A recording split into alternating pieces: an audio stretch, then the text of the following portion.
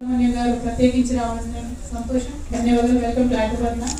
అదేవిధంగా గౌరవనీయులు చాలా రోజులు మన హైదరాబాద్లో పనిచేసి ఆ తర్వాత సొంతగా ఒక సంస్థ పెట్టుకోవాలని చెప్పి బెంగళూరు వేదికగా ఒక సంస్థ నడిపిస్తున్నటువంటి గౌరవనీయులు సోదరి ధాన్య రాజేంద్రన్ గారికి స్వాగతం. Welcome to Hyderabad. అదేవిధంగా ఈరోజు మరి ఇంతమంది మహిళా జర్నలిస్టులు ఒక్క దగ్గరికి రావడం అన్నది చాలా అద్భుతంగా ఉన్నది. నిజంగానే స్వేచ్ఛ చెప్పినట్టు ఆడవాళ్ళు ఒక్క దగ్గర ఉండరు, 3 కప్పులు కలువ అనేటటువంటి గ్యారెంటీగా మగవాళ్ళు పుట్టించినాయి. మనం వాటిని సీరియస్గా తీసుకునే అవసరం లేదు. ఇన్ని కప్పులు ఇక్కడ ఒక దగ్గర కలిసి ఆలోచన చేస్తున్నాం అంటేనే డెఫినెట్గా చాలా అద్భుతంగా ఒకరికొకరు మహిళలు సహకారం అందించుకుంటారని మనము గర్వంగా చెప్పుకునేటటువంటి సందర్భం.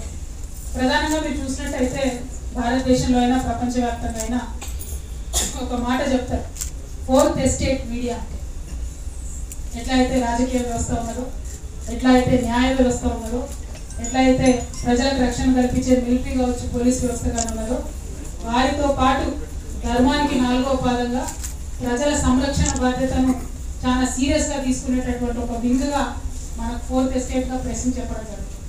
అటువంటి ప్రెస్లో మహిళల యొక్క భాగస్వామ్యం రోజు రోజుకు పెరగడం అన్నది చాలా సంతోషకరమైనటువంటి విషయం. అయితే ఒకటి మనం గమనించుకోవాలి, అది ప్రెస్ కావచ్చు, టీవీ ఛానల్ కావచ్చు, మరే ఉద్యోగం అన్నా కావచ్చు, ఎక్కడికక్కడ ఉండే సమస్యలు ఉంటాయి, ఎక్కడికక్కడ ఉండేటటువంటి ఇబ్బందులు తప్పకుండా ఉంటాయి. రాజకీయంలో ఉన్నటువంటి నాకు ఇబ్బందులు ఉంటాయి, టీవీ ఛానల్లో పనిచేసే మీకు కూడా ఇబ్బందులు ఉంటాయి. అందులో మరీ ముఖ్యంగా మహిళలు అంటే ఒక 50% ఎక్కువ ఇబ్బందులు ఉంటాయి. అది గ్యారెంటీ. మహిళలు ఎక్కడన్నా ఉన్నారంటే మగవాళ్ళకన్నా సేమ్ అదే జాబ్ చేసే మగవాళ్ళకన్నా మనం ఇంకో 100% డబుల్ పని చేయాల్సింది. ఎందుకంటే ప్రతి దాన్ని కూడా మనది భూతత్వంలో పెట్టి చూడగలం. అన్నిటికన్నా ఎక్కువ ఒక మహిళా రాజకీయ నాయకుడిగా నేను బయటకు వచ్చినప్పుడు కానీ మాట్లాడినప్పుడు కానీ ఏది చేసినా కూడా నాకేమనిపిస్తుంది అంటే, నేను ఏదన్నా తప్పు చేస్తే నాలాగా రాజకీయాల్లోకి రాకుండా ఇంకా కొంతమంది మిగిలిపోతారేమో, వాళ్ళ ఇళ్ళలో ఇబ్బంది అవుతుందేమో, నేను తప్పు చేయకూడదు, మహిళల గౌరవం తగ్గించకూడదు అనేటటువంటి ఒక నైతిక బరువు బాధ్యత నిరంతరం కనబడకుండా మహిళల భుజాల మీద ఉంటుంది. అదేవిధంగా ప్రెస్లో ఉన్నటువంటి మీకు కూడా ఆ స్ట్రెస్ ఉంటుంది. దాన్నే మాట్లాడుతూ ఒక మాట అన్నది, మహిళలు ప్రెస్ స్టోరీస్ కవర్ చేస్తే ఆటోమేటిక్గా కొంత సెన్సిటివిటీతోని మహిళల సబ్జెక్ట్స్ని ఎక్కువ కవర్ చేస్తాం, కొంత ఆలోచన చేస్తాం. ఏ ఇష్యూలో అయినా మహిళల యొక్క యాంగిల్ని వెతికేటటువంటి ప్రయత్నం చేస్తాం. అది మంచిదా చెడ్డదా, మొత్తం బలవంతం మన మీదనే ఎందుకు ఉండాలి, ఇవన్నీ మనం ఆలోచించుకోవాల్సినటువంటి అంశం. పైగా సమాజం ఎదుగుతున్న కొద్ది మహిళలు కూడా పనిచేస్తే తప్ప ఇల్లు గడవదనేటటువంటి ఒక పరిస్థితి వచ్చిన దగ్గర నుండి ఇష్టం ఉన్నా లేకున్నా మనమైతే బయటకు పోతాం. ఇప్పుడు మనం బయటకు వచ్చి పనిచేస్తాం. మరి పనిచేసేటటువంటి ప్రదేశాల్లో ఒక పక్క మన డిగ్నిటీని కాపాడుకోవాలి, ఒక పక్క మన కుటుంబ గౌరవాన్ని కాపాడాలి, ఇంకొక పక్క జాగ్రత్తగా పనిచేయాలి. ఆ పనిలో మళ్ళీ అనేక అడ్డంకులు ఉంటాయి, వాటన్నింటినీ అధిగమించాలి, ముందుకెళ్ళాలి. ఈజీ విషయం కాదు, చాలా కష్టం. అయినప్పటికీ మనం తక్కువలమేం కాదు, మనం చాలా గొప్పలం. మనం తలుసుకుంటే యమధర్మరాజు వెనక్కి తీసుకొస్తామని చెప్తాను. కాబట్టి అంత పట్టుదల ఉన్నవాడు. నేనేదో సావిత్రిని ఓన్లీ పతి యాంగిల్లో చెప్తలేదు, పట్టుదల యాంగిల్లో చెప్తున్నాను. కాబట్టి అంత పట్టుదల ఉన్నటువంటి మనం అనుకుంటే మాత్రం ఏదైనా సాధించగలుగుతాం. ఇవాళ మనందరం ఒకసారి ఆలోచన చేసుకుంటే, అసలు భారతదేశము ప్రెస్ వ్యవస్థ మహిళలు అన్న పాత్రను ఆలోచన చేసుకుంటే, I would like to just say a few minutes in English for Dhanya and Malini ma'am's consumption. I believe, ma'am, in India, women journalists came out after Star TV came into India. There was a pressure, international pressure, or the imitation fever that we imitated West, and we wanted a news anchor to be a woman. So they started as a news reader, they started as a news anchor. There were respected journalists earlier as well, I'm not saying no, but then mainstream media, a flood of women came into TV because we were imitating West. Not because we were interested in promoting our women, but we were imitating West. Okay, once the journey started, then many women followed, and today there are abundant number of very, very, very talented women across the country. I can see many faces, many names here, very talented, very persistent journalists, friends of mine. But what is happening today in this country? In this country where any woman who raises a voice is being targeted more than her male counterpart. There are many proofs that women journalists in this country today are targeted by certain parties. I don't want to name them, but you'll understand when I read this list. So there is something called as a tech fog, which targets women journalist particularly ఏం చేస్తుందంటే ఈ tech fog అనేది లక్షలాది వేలాది ట్వీట్లు ఆటోమేటిక్గా generate చేసి వాళ్ళని టార్గెట్ చేసుకుంటూ ట్వీట్లు చేస్తూ ఉంటారు అన్నమాట. ఇక్కడ everybody is talking about harassment, everybody is talking about how you are trolled, but this will really open your eyes to a lot of things. This tech fog, I have top 10 journalist names here. One Miss Rana Ayub, she was targeted 22,500 times. Bharga Dutt, 19,785 tweets. Nidhi Rajdam, 18,797. Rohini Singh, 13,612. Swati Chaturvedi, 12,998. Sagrika Ghosh, 11,207. Manisha Pandey, 8,154. Faye D'Souza, 5,000 times. Arfa Khanum, Smita Prakash, I mean, the list goes on and on and on. This is just to hear this. The similar issues might have been raised by male journalists as well. But then it is easier to target a woman because you can suddenly then talk about her body, you can talk about her sexuality, you can say anything to her, then she gets hurt, then she stops writing. That is the basic understanding. So the logic behind these bots, the logic behind the trolls is very, very gender based. So my sincere request to all the women journalists who are here today, do not succumb to that. Do not succumb to that because gender cannot become an obstacle in our progress. మనం ఆడవాళ్ళం కాబట్టే అది అడ్డంగా అవుతుందంటే భయపడకుండా ధైర్యంగా ఉండాల్సినటువంటి అవసరం, సందర్భం, మన దురదృష్టవశాత్తు అటువంటి పరిస్థితులు వారి దేశంలో ఉండడం అన్నది మన దౌర్భాగ్యం. అయినప్పటికీ అటువంటి పరిస్థితుల ద్వారా మనం వెళ్తా ఉన్నాం కాబట్టి తప్పకుండా దాన్ని ఎదుర్కొని ముందుకే వెళ్ళాలి తప్ప వెనకడుగు వేయకూడదు. ఎందుకు ఈ మాట చెప్తా ఉన్నా అంటే వెనకడుగు వేస్తే మనలాగా 10 మంది ధాన్యాన్ని చూసిన వాళ్ళు, మన అజితాన్ని చూసిన వాళ్ళు, ఒక 10 మంది జర్నలిస్టులు అవుదాం బయటకు వస్తామని అనుకున్న వాళ్ళు కూడా మనం వెనకడుగు వేస్తే వాళ్ళే నెక్కెళ్ళిపోతారు. కాబట్టి ఆ బరువు మనకు కనపడకుండా మన మీద ఉంటుంది కాబట్టి ముందుకే అడుగు వేద్దామని చెప్పి మీ అందరూ కూడా నేను రిక్వెస్ట్ చేస్తా ఉన్నాను. ఇక్కడ ఇంకా చాలా అంశాలు మనం దేశవ్యాప్తంగా చూసుకుంటే చెప్పడానికి నేను రాసుకొని వచ్చిన, కాకపోతే వాటన్నిటికన్నా ఎక్కువ నేను అనుకునేది ఏంటంటే అది మహిళ కావచ్చు, పురుషుడు కావచ్చు, ఏ ఉద్యోగం అన్నా కావచ్చు, ఎక్కడికైనా వెళ్ళినప్పుడు కావచ్చు, ఒక కోర్ వాల్యూస్ అంటూ తనకంటూ తనకు ఉండాలి. ఎవరికైనా సరే ఏ జాబ్లో అయినా సరే కోర్ వాల్యూస్ అని అందరం కూడా అంటారు. అంటే ఏంటి అంటే క్రెడిబిలిటీ. కానీ ఏదైతే చెప్పిందో క్రెడిబిలిటీ చాలా ఇంపార్టెంట్. అది ఒక రోజులో వచ్చేది కాదు. కేసీఆర్ గారు ఉన్నారు 2001లో జై తెలంగాణ అన్నారు.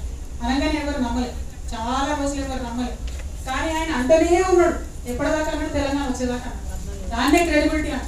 వదిలిపెట్టదు ఒక ఇష్యూని పట్టుకుంటే చాలా పర్సిస్టెంట్గా చెప్పిందే చెప్తూ చేసిందే చేస్తూ తను ఏమన్నది ఒక మాట, ఇవాళ ఒక వీడియో చేసినా మనం ఫ్రీలాన్స్ జర్నలిస్ట్ అయితే, కానీ రేపు మళ్ళీ అదే టైంకి నేను చేయలేను, మదం వేసింది, లేకపోతే ఎవరు అందుబాటులోకి రాలేదు, ఏదో జరిగింది కాబట్టి నేను చేయలేదంటే మిమ్మల్ని ఫాలో అయ్యే ఆ 10 మంది కూడా అరే ఈయన సరిగ్గా చేస్తలేదు, వీడియో పెడుతుందంటే మళ్ళీ ఎప్పుడు పెడుతుందేమో అని మానేస్తారు.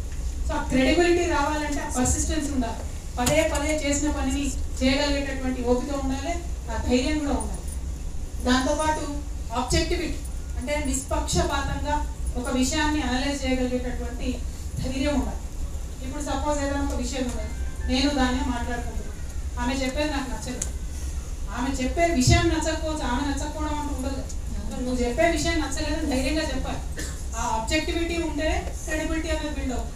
అట్లా కాదు అందరూ మంచిగానే ఉన్నారు ఆల్ ఈజ్ వెల్ అంటే మాత్రం జర్నలిస్టులు బాగుండదు. ఏదైనా సరే మీరు ప్రభుత్వాన్ని విమర్శ చేసినా, ప్రైవేట్ వ్యక్తులు విమర్శ చేసినా, జరుగుతున్నటువంటి దేశంలో ఉన్న పరిస్థితుల మీద కమెంటరీ చేసినా ఆబ్జెక్టివ్గా ఉన్నట్టయితే మీ క్రెడిబిలిటీ కూడా బాగుంటుంది. కానీ అందులో పర్సనల్ విమర్శ, దాన్ని చెప్పే విషయం నాకు నచ్చలేదు కాబట్టి దాన్నే నచ్చలేదనే ధోరణి తీసుకోవాలంత మటుకు డెఫినెట్గా ఏ విమర్శ చేసినా దానికి నాకు కూడా స్వాగతిస్తారు, వాటిని వెల్కమ్ చేస్తారు, వాటికి మనం తగినటువంటి జవాబు కూడా చెప్పేటటువంటి ప్రయత్నం పడుతుంది. దీన్ని సోషల్ మీడియాకి అనుసంధానం చేసుకోవాలన్నా, మన సోకాల్డ్ ట్రెడిషనల్ మీడియాకి అనుసంధానం చేసుకోవాలన్నా అన్నది మనం ఆలోచన చేసుకోవాలి. రెస్పాన్సిబిలిటీ CORE కోర్ అయితే క్రెడిబిలిటీ, ఆబ్జెక్టివిటీ, రెస్పాన్సిబిలిటీ అనే విషయం గురించి ఇప్పుడు మనం మాట్లాడుతాం. రెస్పాన్సిబిలిటీ ఎందుకు? ఇప్పుడు నేను ఒక వార్త రాశాను, దాని మీద నేను ఈ వార్త రాశాను ధైర్యంగా చెప్పుకునేటటువంటి పరిస్థితి ఉందా? ఆ ధైర్యం అందరికీ ఉంటుందా? మరి ఇలా సోషల్ మీడియా ఉన్నది, నేను ఒక మాట మాట్లాడి ఇక్కడ నేను స్పీచ్ ఇస్తున్నాను, కింద 100 మంది 100 కమెంట్లు ఉంటాయి, అందులో 50 మంది ఎవరు కూడా తెలియదు అంటే ఆ రెస్పాన్సిబిలిటీ తీసుకోలేరన్నమాట. అనాలే ఏదో ఒకటి పాడుకోవాలి, హిట్ అండ్ రన్ కేసులు ఎక్కువైపోయినాయి. సో ఇక వాళ్ళ జర్నలిస్టులు అనాలన్నా ఏమనాలి అన్నది మనం ఆలోచన చేసుకోవాలి. సో మనం ఒక వార్త రాసినాం అంటే దాన్ని కంప్లీట్గా సంపూర్ణంగా బాధ్యత తీసుకునే ధైర్యం ఉండాలి. ఆ వార్త మంచిది కావచ్చు, చెడుది కావచ్చు, దాని పరిణామం ఇంకెట్లన్నా ఉండొచ్చు, కానీ రెస్పాన్సిబిలిటీ తీసుకునే ధైర్యం ఉన్న వాళ్ళే నిజమైన జర్నలిస్టులు వస్తారని, వారికి గౌరవం సమాజంలో ఉంటుందని చెప్పి నేను మనస్ఫూర్తిగా నమ్ముతాను. వీటన్నిటి వెనకాల ఎథిక్స్, మారల్స్ ఏవైతే ఉంటాయో తప్పకుండా అది చాలా ముఖ్యమైనటువంటి అంశం. ఆ ఎథికల్ జర్నలిజం లేనంత మటుకు ఎట్టి పరిస్థితుల్లో ఒక వ్యక్తి కొన్ని రోజులు సెన్సేషనల్ జర్నలిజంలో ఉండవచ్చు, కానీ 2-3 ఏళ్ళకి మర్చిపోతారు అందరూ. వ్యక్తి అది మహిళనా పురుషుడైనా పక్కన పెడితే సెన్సేషన్ కొన్ని రోజులే బాగుంటుంది. ఎందుకంటే చెప్పిందే 10 సార్లు సెన్సేషన్ చెప్తే ఇంకా సెన్సేషన్ అవ్వడానికి ఏముండదు, అక్కడ బోర్ కొడుతుంది, ఇది ఇంతే అని ఇచ్చిపెట్టే పరిస్థితి కూడా వస్తుంది. కాబట్టి ఆ సెన్సేషనలిజం వైపు వెళ్ళేటటువంటి వాళ్ళు ఉన్నా దాన్ని చాలా సెన్సిటివిటీగా వాడుకోవాలి. ఒక మంచి సబ్జెక్ట్ మీరు ఏదో చెప్తా ఉన్నారు అనుకోండి, ఫర్ ఎగ్జాంపుల్ దానే ఒక మాట, ఐ వాజ్ కవరింగ్ సానియాస్ వెడ్డింగ్ అని. సానియా వెడ్డింగ్ కవర్ చేస్తే కూడా అంత ఓపికగా అక్కడ నిలబడి ఆ ఆర్గనైజేషన్లో పనిచేసి ఇప్పటిదాకా ఉన్నది కాబట్టి ఆమె ఎడిటర్ రైట్. సో ఆ ఎథిక్స్ మనకి ఏదైతే ఉంటుందో, ఇప్పుడు సానియా వెడ్డింగ్ కవర్ చేసినా అంతే ఓపిక నిలబడి అక్కడ కవర్ చేయాలి. ఆ జర్నలిజం ఎథిక్ అనేది ఉండాలి. అదేవిధంగా ఇవాళ ఎడిటర్గా కవర్ చేసినా అంతే ఓపికగా రోజుల తరబడి కూర్చొని చేసేటటువంటి ఎథిక్ ఉండాలి. ఇంకొక అంశం దయచేసి మీ అందరికీ చెప్తారు, జర్నలిజం ఎథిక్ అనేది చాలా పెద్ద బ్రాడ్ సబ్జెక్ట్. కానీ నాకు నచ్చని విషయం జర్నలిస్టులలో ఏంటంటే, ఏదైనా ఒక స్టోరీ ఉందనుకోండి, సపోజ్ ఏదో ఒకటి కవిత దుబాయ్ పోయింది, ఒక స్టోరీ ఉంది, ఏదో ఒకటి రాస్తారు దాన్ని. నేనేమంటాను, నేను దుబాయ్ పోయినా మంచిగా ఉన్నది, నువ్వు ఏదో రాసినా అది కూడా బాగానే ఉన్నది, నాకు ప్రాబ్లం లేదు, I happy but you are noticing I want to Dubai. ఆ రాసిన వార్త ఏదో రాస్తారు, రాసినప్పుడు నన్ను కూడా అడగలేదు మరి నిజమేనా కాదా, అట్లీస్ట్ అది core journalism ethic. If you are writing about some person, if you are writing about a party, if you are writing about anything, if you have confidence that it is correct, or if you think that is not correct of that person to do this, you should have the guts to talk to that person before you write anything. You should take a comment from them. It could be a most powerful politician in the country, doesn't matter. You should have the guts to take the comment. ఆ guts ఉంటేనే నువ్వు వార్త రాయి, లేకపోతే మిమ్మల్ని journalist కింద వాళ్ళు లెక్క పెట్టారు. Simple hit and run journalist అంటారు. అసలు ఎవరు కూడా సీరియస్గా తీసుకోరు. గట్టిగా కష్టపడి నిలబడి రాసినటువంటి వార్తలకు కట్టుబడి ఆ వార్తలను ఫ్యాక్ట్ చెకింగ్ చేసుకొని వారందరూ ఒపీనియన్స్ తీసుకొని రాసి ఉన్నటువంటి జర్నలిస్టులు తప్పకుండా సస్టైన్ అవుతారు, అందులో ఎటువంటి అనుమానం నాకు లేదు. అటువంటి మెటీరియల్ మన దగ్గర చాలా మంది ఉన్నది, మరీ ముఖ్యంగా మన మహిళలలో ఇంకా చాలా పెద్ద ఎత్తున ఉన్నదని చెప్పి నేను భావిస్తూ ఉన్నాను. Ma'am, Malini ma'am, you should know this, and Danya, you should also know this, what Telangana government has done so far for the journalists. Telangana state is the only state in this entire country who has given accreditation to 18,000 journalists. Not one or two, 18,000 journalists we have given accreditation cards. Whereas many larger states like Karnataka, like Gujarat, many states, they have given accreditation to only 3,000 journalists, 2,000 journalists. The number is dismal compared to Telangana. We are a small state, we are a new state, but we understand the importance of people who can report from various places. It could be rural areas, it could be urban areas. We understand that. That is why we have given accreditation to 18,000 people. Apart from that, there is a media bhavan run by Media Academy of Telangana. We have government of Telangana has given 15 crore rupees to have a building, which no other state ever has done for any media building anywhere in this country. Other than that, our Honorable Chief Minister believes that the job of a journalist is tough. He has to be on the roads from morning to evening. She has to be on the roads from morning to evening. So it is important for them to have a welfare fund. In fact, I believe Honorable Chairman Media Academy had asked for some fund for the welfare fund. So some number, I think he has some smaller number, but Honorable Chief Minister said we should put 100 crores for the welfare fund of the journalists. And 100 crores of welfare fund is already commissioned, ma'am. Out of which, how do we utilize that is, when a journalist passes away, it could be accidental death, it could be any kind of death, natural death, 1 lakh rupees is given to the family, and then 3,000 rupees is given as a pension to the family for 5 years. And if they have children under the 10th class who are studying, we do not want their studies to get disturbed. 1,000 rupees for their fees is also given per child. Until the children pass out 10th class. And apart from that, if there is an accident to the journalist, 50,000 rupees is given from the government of Telangana. And of course, during a pandemic like Corona, journalists who passed away, around 64 journalists had passed away. 2 lakh rupees were given to their families, and monthly help was rendered to these families, to most of the journalist families, because most of the media organizations were not in a position to pay salaries during the pandemic. That was also given. I mean, we take the welfare of our journalists very seriously. Our government has committed to it. Out of this 100 crores, 42 crores has already been spent, and rest will be given to them whenever they need it, however they need it. Apart from this, మీకు ఒక example చెప్పాలి. గౌరవ ముఖ్యమంత్రి గారికి ఒక పత్రికా విలేకరి, వారి భర్త మహిళా విలేకరి, వారి భర్త రాసిన ఉత్తరం సారాంశం చెప్తాం. ఆవిడకి జబ్బు చేసి హాస్పిటల్లో ఉంటే 11 ఆపరేషన్లు అయినాయి ఆమెకి. యశోద హాస్పిటల్లో 11 ఆపరేషన్లు అయితే 75 లక్షల రూపాయలు మన తెలంగాణ ప్రభుత్వం ఇచ్చి, ఒకటి కాదు రెండు కాదు, నో లిమిట్, 75 లక్షల రూపాయలు ఆ మహిళా జర్నలిస్ట్ ఇచ్చి ఆవిడ ప్రాణాలు కాపాడుకోవడం జరిగింది. I'm only saying that a 75 lakh rupees grant was given to a female journalist who had fallen sick. She had to undergo 11 surgeries. Government of Telangana stood by her, and we gave her 75 lakhs as a grant to the family. Thankfully, she's alive, she's happy, we are also very happy. So this is how committed and how serious we are towards our journalist friends. And moreover, when we talk about the women journalists, our Honorable Chief Minister is much more happy, much more committed to you. So you asked for a media center. My request is, today media center I think we gave to the male journalists. In fact, we gave it to the journalists. We did not distinguish between men and women. And I also నేను request చేస్తా sir, మీరేం అనుకోవద్దు. నేను ఏ organisation పోయినా ఒకటే మాట చెప్తాను, మీ main బాడీలో ఉమెన్కి స్థానం ఇవ్వండి సార్ అని చెప్తాను. మెయిన్ బాడీలో 2-3 మా ఉమెన్ ఉంటే ఆటోమేటిక్గా మీరు మీడియా సెంటర్ చేసుకున్నప్పుడు మాకు కూడా ఒక రూమ్ వస్తుంటే మెయిన్ బాడీలో ఉమెన్, ఎందుకంటే మహిళా వింగ్లు ఎట్లా మనం ఉండేది ఉంటాం, కానీ మెయిన్ బాడీలో ఉమెన్ వచ్చినప్పుడే తప్పకుండా జర్నలిస్టులకు ఉండే సమస్యలు కూడా మహిళా జర్నలిస్టులకు ఉండే సమస్యలు తెలుసుకునే అవకాశం ఉంటుందని చెప్పి నా ఉద్దేశం. అదేవిధంగా ఇప్పుడు ఏదైతే మీడియా సెంటర్ ఇవ్వడం జరిగిందో అది సెక్రటేరియట్ కొత్తగా కడుతున్నటువంటి సందర్భంలో దాన్ని కూడా మళ్ళీ డిస్మాంటిల్ చేయడం జరుగుతుంది. కాబట్టి ఎప్పుడైతే కొత్త సెక్రటేరియట్ నిర్మాణం జరుగుతుందో అందులో తప్పకుండా మా ఆడపిల్లలకు ఒక రూమ్ కావాలని చెప్పి గౌరవ ముఖ్యమంత్రి గారిని నేను రిక్వెస్ట్ చేసి తప్పకుండా మీకు ఇప్పించే ప్రయత్నం 100% చేస్తానని చెప్పి ఈ సందర్భంగా నేను తెలియజేస్తా ఉన్నాను. అదర్వైజ్ మీరు అడిగిన ఇంకా చాలా ఫెసిలిటీస్ ఏమున్నాయి, ఒకటి కమిటీస్ వేయాలి ఆర్గనైజేషన్స్లో, అది సెక్షువల్ హెరాస్మెంట్ కమిటీస్ వేయాలి అని అంటున్నారు. అది గవర్నమెంట్ వేసేది కాదు, గవర్నమెంట్ ఎప్పుడో పాలసీ చేసేసింది. మీ మీడియా ఆర్గనైజేషన్స్ అన్నవి దగ్గర నుండి చేయాలి. చాలా ఐటీ కంపెనీస్లో కూడా కమిటీస్ వేయకపోతే ఐఏఎస్ ఆఫీసర్స్ అందరూ కూడా వెంటబడి ఐటీ కంపెనీస్లో కూడా మహిళలు ఎక్కువ ఉన్నారు కాబట్టి వేయించడం జరిగింది.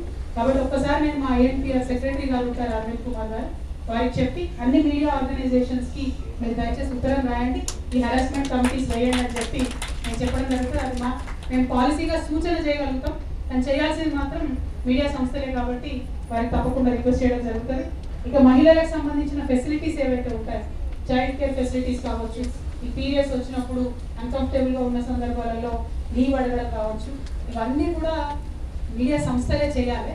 వీటన్నిటికీ ఒక మీ ప్రతినిధిగా నేను తప్పకుండా ఫాలోఅప్ చేస్తాను, కానీ ప్రభుత్వంగా డైరెక్ట్గా నేను చేయగలిగేది లిమిటెడ్గా ఉంటుందని కూడా ఈ సందర్భంగా మీకు తెలియజేస్తా ఉన్నాను. ఇండిపెండెంట్ మహిళా జర్నలిస్టులకి కార్డ్స్ కావాలని చెప్పి మన వాళ్ళు చాలా మంది అడగడం జరిగింది. ఇక్కడ నేను మళ్ళీ ఒకసారి మీడియా అకాడమీ చైర్మన్ గారిని రిక్వెస్ట్ చేస్తాను, ఇండిపెండెంట్ జర్నలిస్ట్ అంటే ఎవరు, వారి డెఫినేషన్ ఏంటి అన్నది మీరు మీడియా అకాడమీ ఆధ్వర్యంలో నిర్ణయం చేసినట్టయితే దాన్ని పట్టుకొని మనం గౌరవ ముఖ్యమంత్రి గారిని తప్పకుండా అడుగుతాం. లేకపోతే ప్రతి ఒక్కరు మనం ఇండిపెండెంట్ జర్నలిస్ట్ అంటే ఎక్కడో ఒక చోట దానికి ఒక నిర్ణీతమైన గుర్తింపు ఉండాలి. కాబట్టి ఆ బాధ్యత చైర్మన్ గారు తీసుకుంటే ప్రభుత్వం తరఫున ఇప్పించేటటువంటి బాధ్యత నేను తీసుకుంటానని కూడా ఈ సందర్భంగా మీకు తెలియజేస్తా ఉన్నాను. అదేవిధంగా గౌరవనీయులు మన వాణి మేడం మాట్లాడుతూ మన ప్రధానమంత్రి గారు పివి నరసింహారావు గారు ఉన్నప్పుడు ఏ విధంగా ఒక చిన్న పత్రిక తను ప్రారంభించినా కూడా అన్ని పాత్రలు తనే పోషిస్తూ ఆ పత్రికను ఆర్గనైజేషన్ ఎట్లా ముందుకు నడుపుకున్నారో, ఇక్కడ ఉన్నటువంటి మా ఆడబిడ్డలందరూ కూడా మీరు స్టార్ట్ చేసినటువంటి ఆర్గనైజేషన్స్ ఉండొచ్చు, మీరు పనిచేస్తున్నటువంటి ఛానల్స్ ఉండొచ్చు, వాటిలో కూడా కొన్ని రోజుల కోసం సక్సెస్ అయ్యేంత వరకు అన్ని పాత్రలు మనమే పోషించాల్సి వచ్చినా కూడా ధైర్యంగా ముందుండి ఆ పాత్ర పోషించవలసిందిగా, ఆ పాత్ర పోషణలో మీడియా అకాడమీ మీతో ఉంటుంది. ఎందుకంటే ఈ దేశంలో ఇన్ని రాష్ట్రాలు ఉన్నా, ఎన్ని చోట్ల మీడియా అకాడమీలు ఉన్నా, ఎక్కడ కూడా మహిళలు పిలిచేసి ఇట్లా శిక్షణ తరగతి పెట్టిన దాఖలా నాకు లేదు. ఆ క్రెడిట్ సంపూర్ణంగా అల్లం నారాయణ గారికి వెళ్తుందని చెప్పి ఈ సందర్భంగా నేను మాత్రం తెలియజేస్తా ఉన్నాను. ఎందుకంటే అసలు మనందరినీ ఆడబిడ్డలు ఒక దగ్గరికి రానియరు, తీసుకొని వచ్చి మళ్ళీ మనల్ని సానబెడతారు సార్. కాబట్టి చాలా మంచి కార్యక్రమం ఇది. ఈ కార్యక్రమం చేసినందుకు ప్రత్యేకంగా వారిని అభినందిస్తూ, ఇక ముందు కూడా మీకు కావాల్సినటువంటి ఫెసిలిటీస్ ఉన్నా ఏమున్నా అల్లనారాయణ గారి ఆధ్వర్యంలో వారి ఆధ్వర్యంలో రండి, తప్పకుండా నా వంతు పాత్ర పోషిస్తానని తెలియజేస్తూ, once again thank you so much for holding the weekend for all of us women, Ganya and also Malini ma'am. Thank you for being in the stage. Thank you for all the hard work and confidence that you are giving to all of us. Thank you. Jai Telangana. Please like, share and subscribe G3 Media.